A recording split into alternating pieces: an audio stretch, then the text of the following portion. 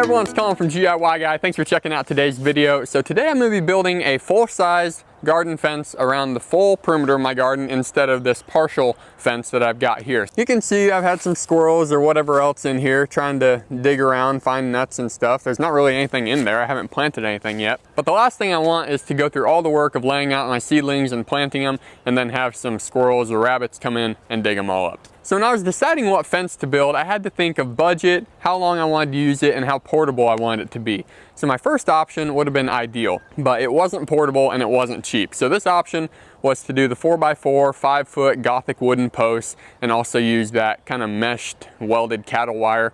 And it would have looked really nice, but probably would have been around, $500 if I wanted to make it top notch.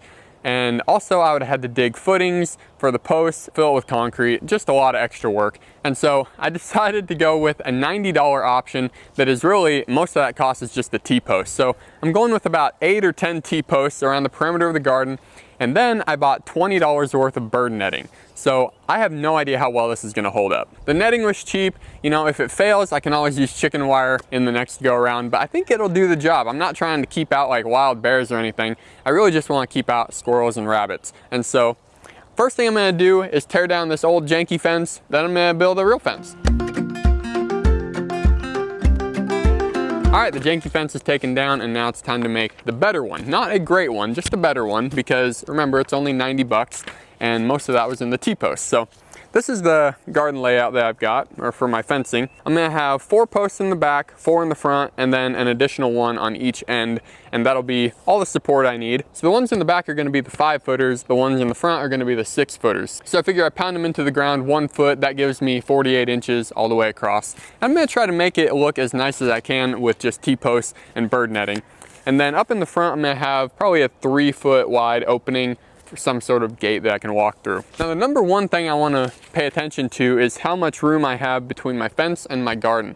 So last year I made a fence just out of, fallen cut trees or whatever, and it worked all right, but I made it too small. So when it came harvest time, my plants got super big. Like I had okra that was like this big around, and when I had to harvest, it was like me shimmying in between the fence and the okra, and it just wasn't that fun to harvest. And so this time I want to leave probably 3 feet around the outside of my garden. Here are the first 2 T-posts. These are the 6-footers that are going to go in the front.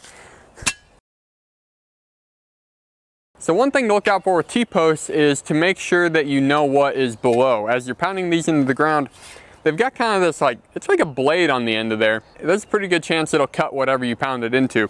And so last fall, I was tilling my garden just to expand it a little bit, and it actually hit a internet cable. So I guess the telltale sign of if this was successful is if I can go back inside, turn on the TV, and get a connection to Netflix.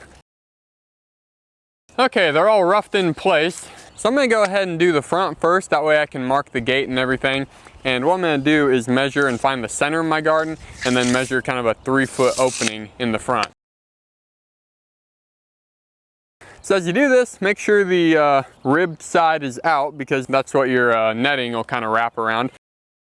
So I don't have one of those fancy T-post drivers, but I do have a sledge axe, and I'm not gonna use this side. I'm gonna use the sledgehammer side, and this should be plenty powerful enough to drive these into the ground. Also, since I'm not really tall enough to hit these 6-foot posts into the ground from standing on the ground, I'm gonna stand on a 5-gallon bucket. So OSHA would hate me right now. I do not take any responsibility for bodily injury if you're following this video.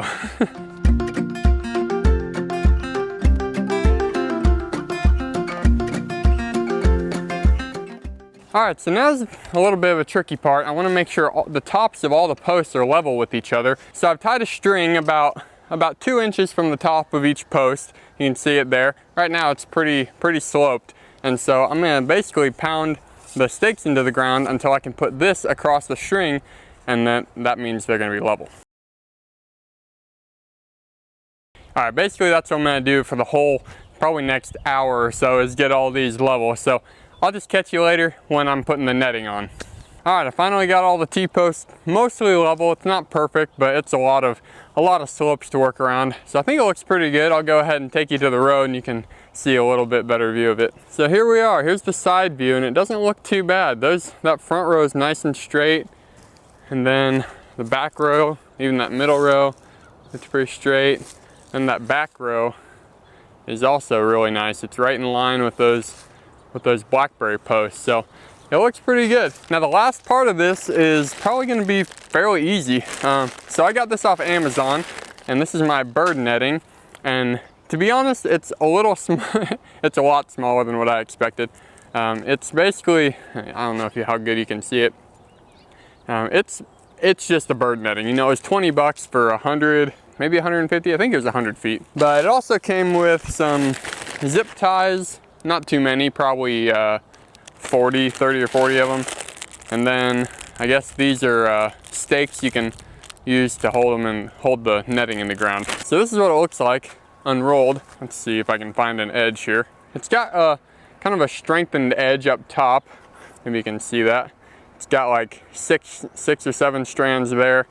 And then the other edge has also reinforced edging. So I'm gonna go ahead and put this on. I'm not gonna record the whole thing, but my phone's about to die. But I'll go ahead and show you the finished product. I'll keep the camera on for a little bit. Here's the zip ties. They're pretty tiny, but you know, they only need to hold this bird netting, so no big deal. All right, so I wrapped it around a little bit, and now I'm gonna just pull the zip tie tight. So that's basically gonna be the gist of it. I'm gonna go ahead and stop recording and just do the whole rest of it and show you the finished product. Okay, so I just finished the netting. Took probably 30 or 45 minutes to get it all wrapped around, but it's probably pretty hard to see. It's just bird netting. Thank goodness I will no longer have a bird problem. Wait a minute. Actually, no, I'm just kidding. The whole top is open, so I haven't covered anything. I have no idea if squirrels or rabbits are gonna be able to get through it or not. They might just be able to chew right through it, you know? This might be a total fail, but it was $20 and I still have the T-post that I can use. So if all else fails, you know, if this whole thing gets shredded by squirrels and rabbits, then I'll just use chicken wire instead and spend another 100 bucks. So after all this work, it's nice and level. All the T-posts are nice and level.